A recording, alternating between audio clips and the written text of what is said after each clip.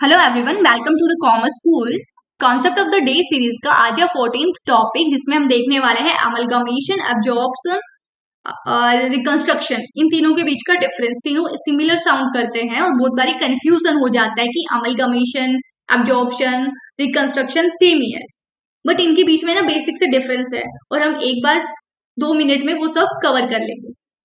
तो देखिए, amalgamation, absorption और रिकंस्ट्रक्शन तीनों को मैंने साथ साथ लिखा है।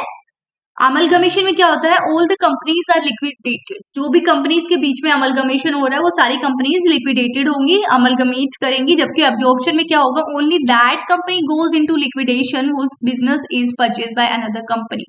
सिर्फ उसी कंपनी को लिक्विडेट करोगे आप जो कंपनी, उस बिजनेस, जिस कंपनी का बिजनेस खरीदा जा रहा है, राइट। जैसे ए एंड बी कंपनी है, ए कंपनी है ना, वो किसको परचेज कर रही है, बी को परचेज कर रही है, इसको खरीद रही है बी कंपनी को, तो सिर्फ बी कंपनी को आप लिक्विडेट करोगे।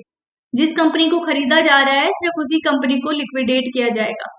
जबकि रिकंस्ट्रक्शन में क्या होता है, only that company goes into liquidation which is being reconstructed. जिस कंपनी को रिकंस्ट्रक्ट करोगे उसी को लिक्विडेट करोगे। अमलगमेशन में नई कंपनी बनती है, पुरानी कंपनीज चली जाती है, लिक्विडेट हो जाती है, सारी कंपनी, जैसे 2 कंपनियां थी लिक्विडेट हो जाएंगी, तीसरी नई कंपनी बनेगी। अब न्यू कंपनी फॉर्म्ड, पुरानी कंपनीज खत्म हो जाएंगी, न्यू कंपनी बन जाएगी। अब्जॉर्प्शन में एक कंपनी ने दूसरी का बिजनेस खरीदा है, कोई नई कंपनी नहीं बनेगी, नो न्यू कंपनी, नई कंपनी नहीं बनेगी, एक कंपनी ने दूसरे का बिजनेस खरीदा है। Reconstruction, new company is formed. Reconstruction में पिछली कंपनी के को आपने लिक्विडेट कर दिया, रिकंस्ट्रक्ट किया उसको, इसीलिए अब नई कंपनी एग्जिस्टेंस में आ जाएगी। अमलगमेशन क्यों किया जाता है, to eliminate competition among amalgamated companies. जैसे ए और बी के बीच में कॉम्पिटिशन था, हमेशा ए वर्सेस बी रहता था। इन दोनों ने क्या किया कि छोड़ो, मिलकर कर लेते हैं। दोनों मिलकर के क्या बन गई, सी कंपनी बन गई। ए और बी ने मिलकर के नई कंपनी बन गई है, इन्होंने अपनी कंपनी हटा दी, अब नई कंपनी बन गई क्या, सी कंपनी। अब इनके बीच में कोई कंपटीशन नहीं है क्योंकि अब ये एक ही कंपनी है।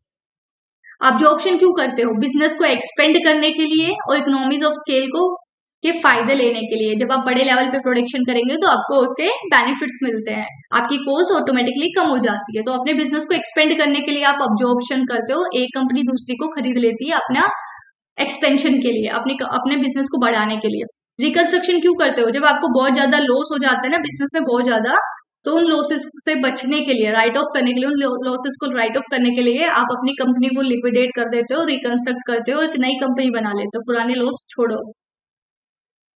मुझे लगता है आपको यहाँ से डिफरेंस क्लियर हुआ होगा। Thanks for watching the video. अब हम मिलेंगे नेक्स्ट क्लास में, तब तक के लिए बाय बाय।